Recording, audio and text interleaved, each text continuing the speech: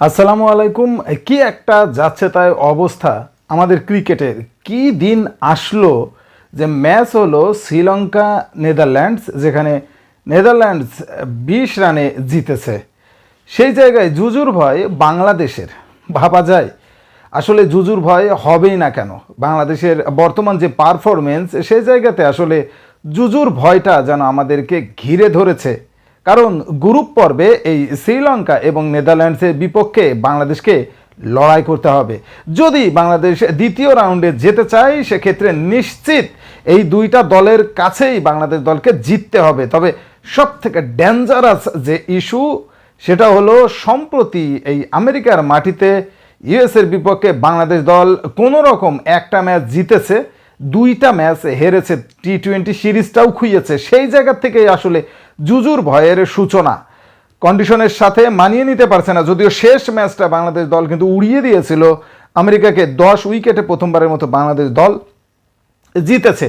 পুরো সিরিজ জুড়েই এই প্রত্যাশাটা বাংলা টাইগার ফ্যানদের ছিল, কিন্তু সেই জায়গাতে আসলে বাড়া ভাতে ছাই দিয়ে দিয়েছে টাইগাররা, এবং সেখান থেকেই বললাম ভয়টা শুরু হয়েছে। প্রস্তুতি ম্যাচে গতকাল রাতে শ্রীলঙ্কাকে উড়িয়ে দিয়েছে নেদারল্যান্ডস, এবং বুঝতে পারছেন অবস্থাটা কি। আসলে টি-20 ম্যাচটা এমন ম্যাচ যেখানে যে কোনো দলই ডেঞ্জারাস হয়ে উঠতে পারে, কোনো দলই ছোট নয়।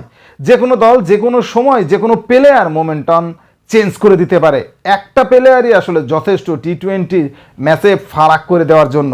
তাই কোনো দলকে হালকাভাবে দেখার কোনো সুযোগ নেই। 8 জুন বাংলাদেশ দলের প্রথম ম্যাচ শুরু হবে বিশ্বকাপে, যেটা শ্রীলঙ্কার বিপক্ষে। যদি দ্বিতীয় রাউন্ডে বাংলাদেশ দলকে যেতে হয়, তাহলে নিশ্চিতভাবেই শ্রীলঙ্কার বিপক্ষে জয় ছাড়া আর কোনো পথ খোলা নেই।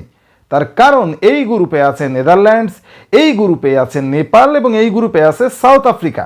আমি মনে করি বাংলাদেশের কপালটা ভালো, কারণ দ্বিতীয় ম্যাচটা বাংলাদেশ লড়াই করবে সাউথ আফ্রিকার সাথে। সেখান থেকে সাউথ আফ্রিকার সাথে আসলে জেতাটা এখন কিন্তু আকাশ কুসুম কল্পনা। তার কারণ সাউথ আফ্রিকা মোটামুটি ফর্মে আছে এবং শ্রীলঙ্কা কিন্তু নড়বড়ে অবস্থায় আছে। যদিও প্রস্তুতি ম্যাচ তারা নেদারল্যান্ডসের কাছে হেরেছে, কিন্তু সাম্প্রতিক পারফরমেন্সে শ্রীলঙ্কার অবস্থাও কিন্তু নড়বড়ে।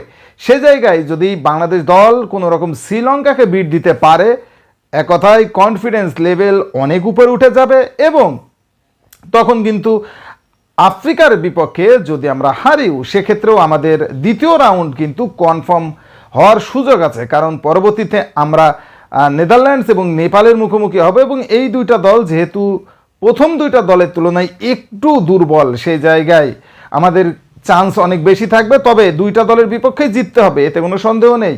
অর্থাৎ নেদারল্যান্ডস এবং নেপাল দুইটা দলের বিপক্ষেই বাংলাদেশ দলকে জিততে হবে, এবং সাউথ আফ্রিকা এবং শ্রীলঙ্কার বিপক্ষে যে কোনো একটাতে অন্ততপক্ষে বাংলাদেশ দলকে জিততে হবে। সবথেকে বড় ব্যাপার, দ্বিতীয় রাউন্ডে যেতে গেলে প্রথমে শুভ সূচনাটা দরকার, এবং সেজন্য বাংলাদেশের ব্যাটারদের দায়িত্ব নিতে হবে। আজকে নিউজে এসেছে সাকিব আল হাসান অলরেডি অলরাউন্ডারের যে তকমা ছিল টেস্ট, ওডিআই এবং টি-20 3 ফরম্যাটের থেকেই তিনি কিন্তু স্লিপ কেটেছেন।